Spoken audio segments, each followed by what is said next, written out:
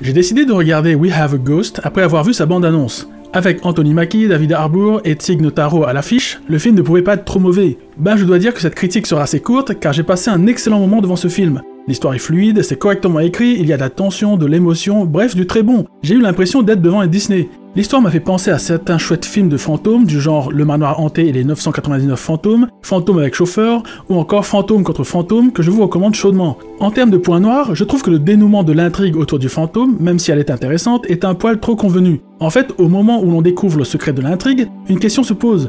Comment vont-ils faire pour amener ce dénouement? Et bim, le scénario nous le met tout cuit dans le bec, rien de bien surprenant en termes d'histoire. Aussi, certains moments de stress qui risquent de bloquer le scénario sont débloqués assez simplement, alors qu'il y avait moyen de développer plus les personnages à l'origine de ce déblocage pour donner plus de sens à tout ça. Pour finir, j'ai trouvé que la grosse scène émotionnelle de la fin était moins forte que cela aurait pu l'être si les choses avaient été installées un peu différemment selon moi. Mais malgré tout, We Have a Ghost est un bon petit film très chouette à suivre et qui plaira autant aux enfants qu'aux parents. Bref, je vous le conseille si vous avez envie de voir un petit film bien sympa à voir en famille, ou si vous avez envie de voir un Conjuring à la sauce Disney, alors que ce n'est pas un Disney.